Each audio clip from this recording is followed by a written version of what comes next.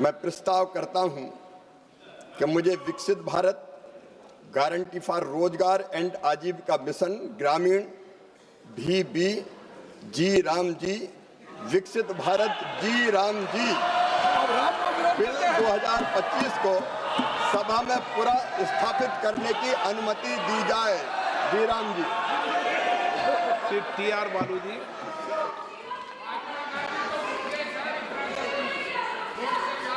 Sir, at the introduction stage itself, I oppose because Mahatma Gandhi once said, India lives in the villages. And he also dreamt that economic freedom should be given to the poorest of the poorer. Keeping in his mind, Dr. Manmohan Singh, during UPS period, he has brought a novel scheme, Manrega. Because of this, crores and crores of poorest of the poorer in the country have lived not only by receiving the remuneration, but also they have enjoyed up to 100 days. Now, they have, because of the reason it is in the name of Mahatma Gandhi ji, this government, because of hatredness, they are going to bring up new bill. This is very bad, and father of the nation is being ridiculed by this government. I oppose this in the interest of Shrimati Priyanka Gandhi वाडा। धन्यवाद आदरणीय अध्यक्ष महोदय जी। मैं नियम 72(1) के तहत इस विधेयक को पुनर्स्थापित करने पर अपनी सख्त आपत्ति दर्ज करना चाहती हूं। महात्मा गांधी ग्रामीण रोजगार गारंटी कानून पिछले 20 सालों से ग्रामीण भारत को रोजगार देने में और ग्रामीण अर्थव्यवस्था को मजबूत बनाने में सक्षम रहा है। ये एक इतना क्रांतिकारी कानून है कि जब इसको बनाया गया तो सदन के सभी राजनीतिक दलों ने इससे पूरी सहमति दी। इसके द्वारा 100 दिन का रोजगार इस देश के गरीब से गरीब लोगों को मिलता है, हमारे गरीब से गरीब भाई बहनों को। हम सब जनप्रतिनिधि हैं महोदय। जब हम अपने अपने क्षेत्रों में जाते हैं, आप भी जानते हैं, दूर दूर से हमें दिख जाता है कि मनरेगा का कौन मजदूर है। सबसे गरीब होता है, चेहरे पे झुर्रियाँ होती हैं, हाथ मिलाएं तो सर हाथ पत्थरों की तरह। हाँ सर, मैं कर रही हूँ, पहुँच रही हूँ, हाँ मुझे पहुँचने दीजिए। एक मिनट लूँगी, मुझे पहुँचने दीजिए। सर उनके हाथ पत्थरों की तरह कठोर होते हैं क्योंकि इतनी मजदूरी करते हैं। तो सर मेरा जो इस बिल पर ऑब्जेक्शन है, सर ये जो कानून है इसके तहत हमारे गरीब भाई बहनों को जो रोजगार की कानूनी गारंटी मिलती है, जो अधिकार मिलता है, वह इस योजना में मांग के आधार पर संचालित होता है। मतलब जहां जहां रोजगार की मांग है वहां इस योजना द्वारा 100 दिनों का रोजगार अनिवार्य है, देना अनिवार्य है। इसके साथ साथ केंद्र से इसके लिए जो पूंजी जाती है वो भी मांग पर आधारित होती है। यानी कि इस योजना के लिए जितने पैसे जहां भेजने हैं, कितने भेजने हैं, वह जमीनी परिस्थितियों पर आधारित होता है और मांग के आधार पर निर्धारित होता है। सर इस विधेयक की अनुसूची 1 में उपनियम 4(1) और 4(2) द्वारा केंद्र को इजाजत दी गई है कि वे पहले से ही निर्धारित कर लें कि कितनी पूंजी कहां भेजी जाएगी। इससे संविधान के 73वें संविधान संशोधन को नजरअंदाज किया जा रहा है। सर महोदय, इसके जरिए ग्राम सभाओं को इस योजना की मांग की जमीनी परिस्थितियों के आधार पर तय करने का पूरा अधिकार दिया जाता था। आज वो अधिकार कमजोर किया जा रहा है। सर आखिर बात है, एक मिनट, जब आप इस पे पूरी डिटेल चर्चा हो तो आप डिटेल बोलना। इस पे आपकी पार्टी शुरुआत है सर, अभी शुरुआत है। सर जो सर, जो हमारे संविधान की जो मूल भावना है कि हर एक व्यक्ति के हाथों में शक्ति होनी चाहिए, वही मूल भावना पंचायती राज में है और उस मूल भावना के विरोध है ये जो अधिनियम जो ये विधेयक आ रहा है। सर, इस विधेयक के जो प्रबंधन है जिससे रोजगार का जो अधिकार है, कानूनी अधिकार है, वो कमजोर हो रहा है, वो हमारे संविधान के विपरीत है। सर ये हमारे इसी सदन ने ये कानून बनाया और इसी सदन ने ये अधिकार जनता को दिया है।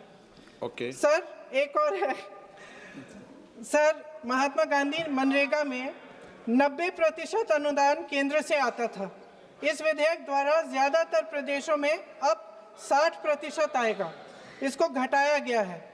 ओके। सर, इससे प्रदेशों की अर्थव्यवस्था पर बहुत भार होगी और खास तौर से ये वे प्रदेश जिनकी अर्थव्यवस्था पहले से ही केंद्र की ओर से जीएसटी के बकाये के इंतजार में है। ओके, माननीय सदस्य।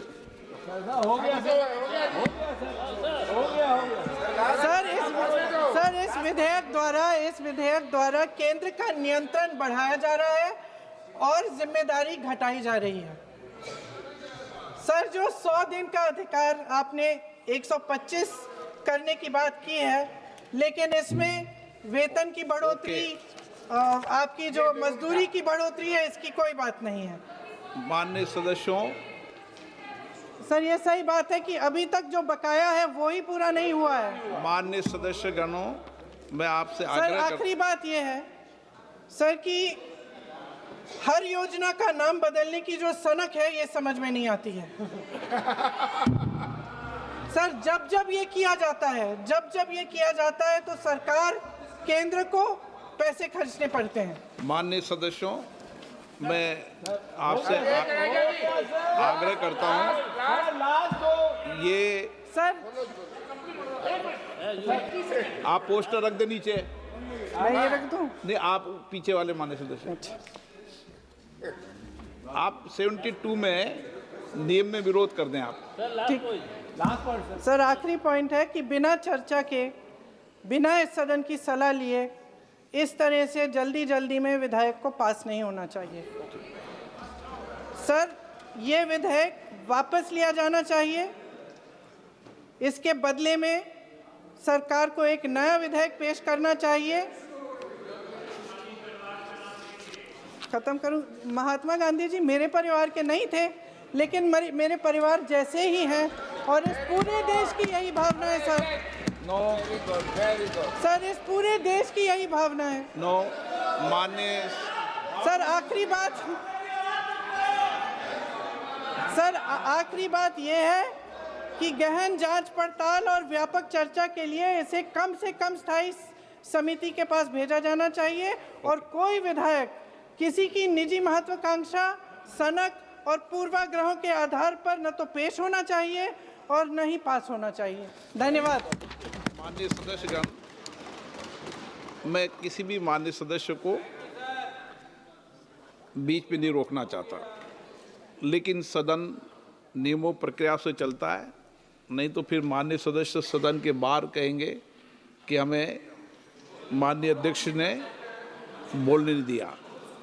सदन नियम प्रक्रियाओं से चलता है और नियम 72 सब माननीय सदस्यों ने पढ़ रखे हैं, इसलिए मैं सभी माननीय सदस्यों से आग्रह करूंगा कि मैं सबको मौका दूंगा, लेकिन नियम 72 के अंतर्गत विषयों पर ही अपनी बात को फोकस रखें। जब इस पर डिटेल चर्चा होगी तो आप अपनी विस्तृत चर्चा उस विषय पर कर सकते हैं। Shri Saugata Rai ji. Sir, under Rule 72(1), I oppose the introduction of the Vikshit Bharat Guarantee for Rozgar and Ajivika Mission, Gramin, VB, G. Ramji.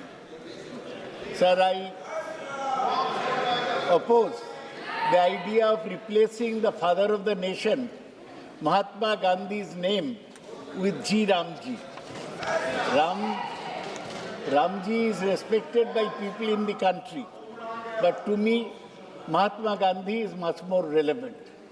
this distortion of the name of the NREGA, MG NREGA, is something we object. We have other points of objection, like instead of being a demand-driven, it has become a supply-driven scheme. 2, the states are having to cough up 40% of the total allotment, which will pose a great pressure on the state's finances. That's why, sir, I think instead of discussing it here, we should refer it to a select committee, which can go into the merits of the bill. That's why I again strongly oppose. This is the first bill Shivraj Singh Chauhan is E.T. Mohammad Bashir. and so I think he should go back. E.T. Mohammad Bashir. I oppose the introduction of the bill.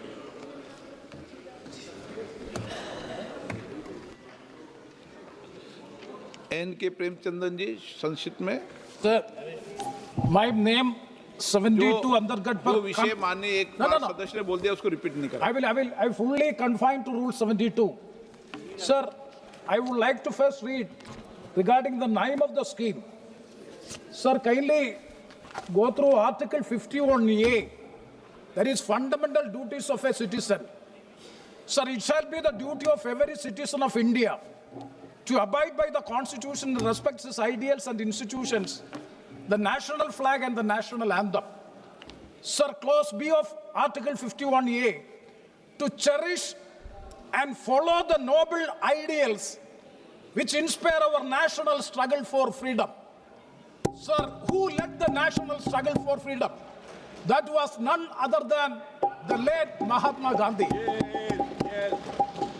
Sir, the name of Mahatma Gandhi, the father of nation, his name being removed from the act as well as from the scheme. Sir, I feel that this is an insult to the father of nation. Yes.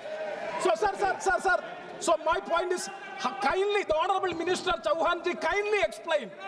We have no objection. Sir, we have no objection in putting the name Ram. You can put it in any other place. But my simple question, logical question to the Honorable Minister, please logically explain the House why you are removing the name of the father of nation from the act and the scheme. Sir, number two, number two, purely within the 72. Sir, please, this is a statute, as per the 2005 Act, this is a statutory right to work. But now, even clause 3 of the bill, it is very specific that it is none other than a centrally sponsored scheme.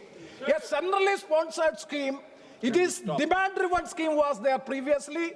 Now it is purely a centrally sponsored scheme, and the amount annual budget will be described by the central government, and that will be provided. Sir, my point is, and the third one, technical objection, technical schedules. Sir, kindly go through the schedule and have an honorable speaker may kindly have the legislative drafting. If you go through the clause schedule number 1, first schedule, it is just like an act. Schedule, actually, what is the purpose of the schedule? Schedule is to make some programs or some actions to be taken and all these things. But if you go through the schedule of the bill, it is just like that of a bill. It is having clauses. And the aims and object of the bill is being well explained in the schedule. Is it the proper way of the legislative drafting of a bill and making appended to the original bill as Schedule 1 and making a mockery of the legislative drafting? Shame. Is it permissible? Kindly go through the bill of the Schedule 1. So schedule, there's a specific purpose for the schedule. Unfortunately, that has not been complied. And for the last point, sir, the state government will be burdened with huge financial burden. So this is going to the significance of the scheme will be lost because states, in Kerala state, I know that 2,500 crores, according to this calculation, 2,500 crores, the state has to find out from where. That means finally the loss of employment will be happening. So kindly withdraw the bill, and I once again oppose the bill and request the government to withdraw the bill. माननीय सदस्य बैठे बैठे क्यों टिप्पणी कर रहे हो? मैं तो चाहता हूं सदन में हर विषय पर व्यापक चर्चा हो। 72 के नियम के बाद भी मैं आपको बोलने का मौका दे रहा हूं। सदन के अंदर डिटेल में चर्चा करने के लिए मैं हमेशा प्रयास करता हूं। आप अपनी अपनी बात कहें, नियम प्रक्रियाओं में कहें। Shashi Tharoor. Thank you, Mr. Speaker. I'd like to also oppose the introduction of the proposed bill, the G. Ramji bill, which represents a deeply regrettable and retrograde step for our nation and our nation's commitment to the welfare of its most vulnerable citizens. My first objection, Mr. Speaker, as with others, is the ill-advised decision to remove the name of the father of the nation for the reasons already given, which I will not repeat. But this is not just an administrative tweak, sir. It's an assault on the very spirit and philosophical foundation of this crucial program. Mahatma Gandhi's vision of Ram Rajya was never a purely political program. It was a socio-economic blueprint rooted in the empowerment of villages, and his unwavering faith in Gram Swaraj was part of his vision of Ram Rajya. So the original act, by bearing his name, acknowledged this profound connection that true employment guarantee and upliftment must flow from the grassroots, embodying his principle of the last man first. To remove the name Mahatma Gandhi is to strip the bill of its moral compass and its historical legitimacy, and then to have two languages in the title, just to make the acronym G. Ramji, is not just a violation of Article 348, as pointed out in the previous discussion, but it also reminds me of a song, of a lyric from my childhood, sir. मेरे बचपन में ये गाते थे, देखो ये दीवानो ओ दीवानो ये काम मत करो, राम का नाम बदनाम मत करो. And in this particular case, it's a real... Sir, we must also seriously question the legislative intent behind the financial restructuring proposed in the bill. The proposal to impose 40% of the financial burden directly onto the state governments is not just fiscally irresponsible, it's a measure that threatens to make the entire program unviable, sir. This sudden and massive shift in liability will inevitably make it impossible for poorer states. It will lead to delays in wage payments, reduced days of work, and ultimately the destruction of the scheme itself. And it's a violation of fiscal federalism, sir, which is why I don't think we have the legislative competence to do that. Finally, sir, it also makes it contingent upon executive notification. It allows the union to decide, sir, when and where the scheme will operate. This fundamentally alters the nature of the program from... है आपने इतना मौका दिया और आप introduction के समय में आपने इतने लोगों को बोलने का मौका दिया. मैं आपको धन्यवाद देता हूं. आप हमेशा मौका देते हैं, मगर हम टाइम बाउंड है. हमारे पास बिजनेस है सरकार के पास. मैं सिर्फ और ये सुनने और ये भाग जाएंगे, ये सुनेंगे ना फिर भाग जाएंगे. चर्चा का मांग करता फिर भागेंगे. ऐसा नहीं होता है. जो देश हित में बिल पारित करना है वो तो हम पारित करके ही रहेंगे. लेकिन आप लोग बहस में हिस्सा लीजिए. हमारा कोई आपत्ति नहीं. हम लोग सुनने के लिए हमेशा तैयार रहते हैं. मेरा सिर्फ लिमिटेड पॉइंट है. जब हम रूल 72 पे यहाँ इंट्रोडक्शन ऑफ बिल्स पे अपोज करते हैं तो स्पेसिफिकली स्पीकर साहब ने बार-बार याद दिलाया. We have to oppose the introduction of the bill only on the ground of the competence of making legislation of this house. इस सदन का legislative competence को ही सीमित रखे तो ठीक रहेगा. आप प्रेमचंद्र जी, आप पूरा आर्टिकल 343 पे जा रहे. ऑफिशियल लैंग्वेज एक्ट को सब जानता है. इस देश में दो भाषा, यूनियन ऑफ इंडिया का दो भाषा चलता है, हिंदी अंग्रेजी दोनों यूज कर सकते हैं. ये प्रथा तब से चलते आया है. आप इसको अननेसेसरी रूल 72 में आप इसको कोट कर रहे हैं. हमारा कोई आपत्ति नहीं, सब बोल सकते हैं. सिर्फ मेरा रिक्वेस्ट है सर कि अगर आप तो इतनी सी रिक्वेस्ट करो कि वो आपको सुन ले. ऐसा अनलिमिटेड बोलते जाएगा तो सरकार को तो रिस्पॉन्ड करना पड़ेगा. क्योंकि रूल 72 का दुरुपयोग किया जा रहा है. ये तो ठीक नहीं है. समय का कीमत तो सबको समझना चाहिए. एक मिनट प्लीज बैठिए. आप प्लीज बैठिए. देखिए, जब वब का आया था इंट्रोड्यूस का, जब भी माननीय संसदीय कार्य मंत्री जी ने न ये खड़े होने की आदत है इनकी.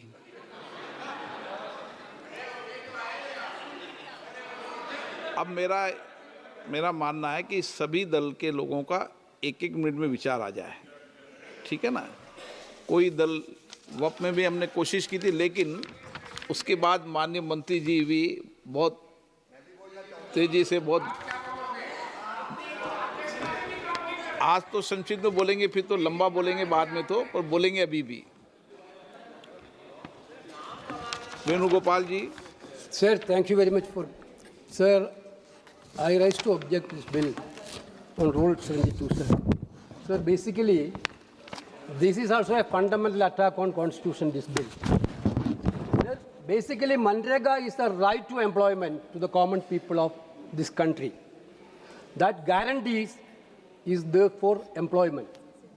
Guarantee now exists only on paper, sir, through this bill. Sir, this is a already members mentioned about the demand-driven to budget cap. Sir, this destroys universal coverage.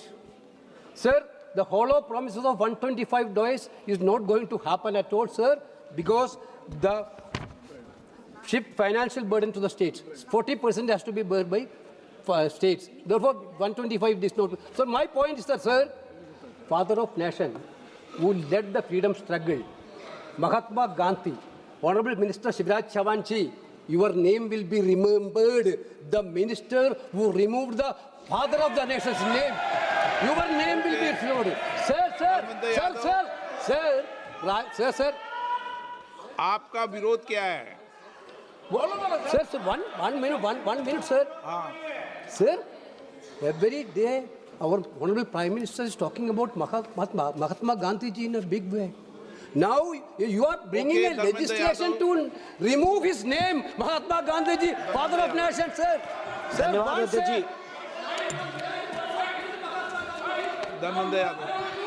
धन्यवाद अध्यक्ष जी। महात्मा गांधी ग्रामीण रोजगार योजना की गारंटी का ये जो संशोधन विधेयक आ रहा है, मैं माननीय अखिलेश यादव जी और समाजवादी पार्टी की ओर से इसका पुरजोर विरोध करता हूं। और विरोध के सभापति जी कारण है, लगातार हमारे देश के अंदर बातें बहुत की जाती हैं कि केंद्र सरकार इतना मजबूत हो गई आर्थिक तौर पर, इतना सहयोग कर रही है, लेकिन लगातार बिल दर बिल, अधिनियम दर अधिनियम, बजट दर बजट, लगातार प्रदेशों पर वजन बढ़ाया जा रहा है। केंद्र सरकार अपना वजन हल्का करती जा रही है, जिम्मेदारी घटाती जा रही है।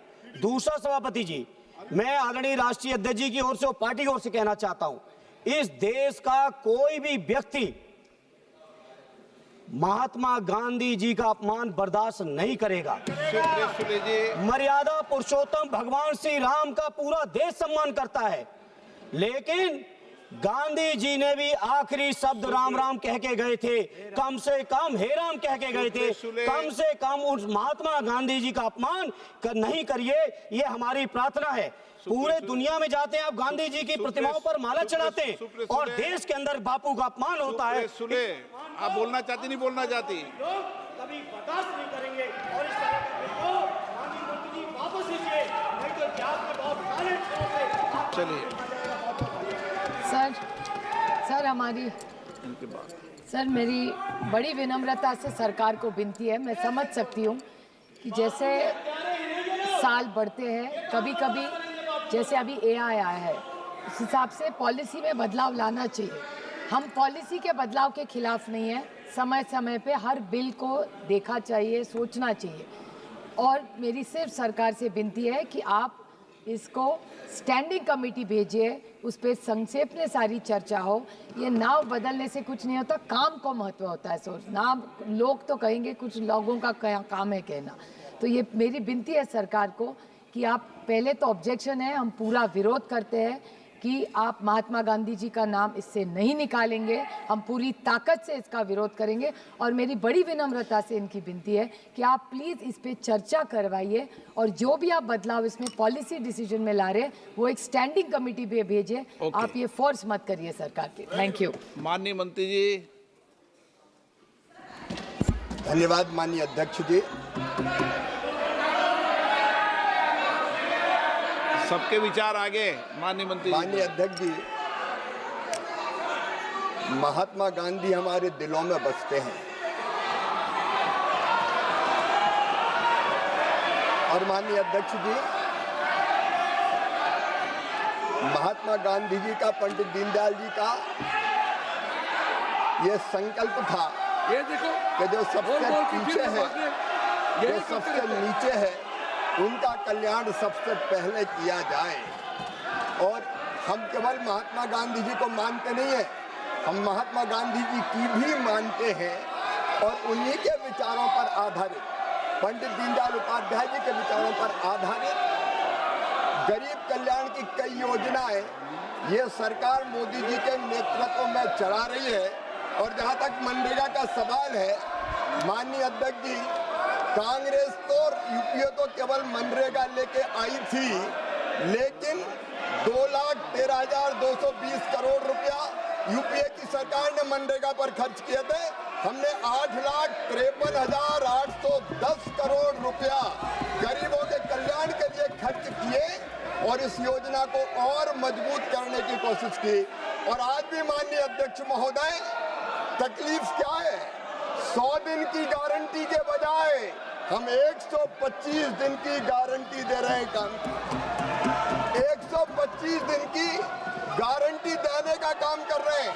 और केवल ये गारंटी कोरी नहीं है माननीय अध्यक्ष महोदय, उसके लिए 1,51,282 करोड़ से ज्यादा रुपए की राशि का प्रावधान किया गया है।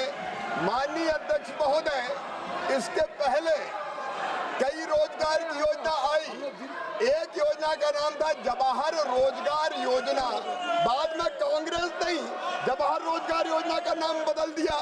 तो क्या पंडित जवाहरलाल नेहरू जी का अपमान हो गया? माननीय अध्यक्ष महोदय, हमारा संकल्प है गरीब का कल्याण, और इसमें उसी संकल्प को पूरा करने का हमने प्रयत्न किया है। न केवल गरीब का कल्याण, बल्कि उसके साथ गांव का संपूर्ण विकास, जो महात्मा गांधी कहते थे, एक स्वयंपूर्ण गांव, एक स्वावलंबी गांव, एक विकसित गांव का निर्माण, इसका प्रावधान इसमें किया गया है।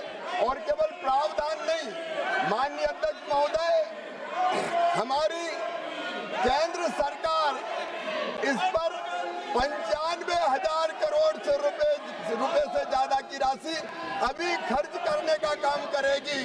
और हमने ये भी तय किया है माननीय अध्यक्ष महोदय, ये गरीबों के कल्याण के लिए कई बार बजट का असामान्य वितरण होता है, समान वितरण नहीं होता।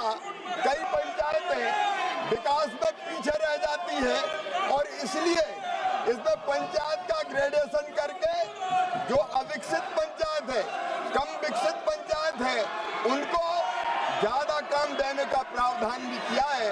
माननीय अध्यक्ष महोदय, मैं ये मानता हूं कि ये जो नया बिल हम लेके आ रहे हैं, वो नया बिल गांव का संपूर्ण विकास करेगा।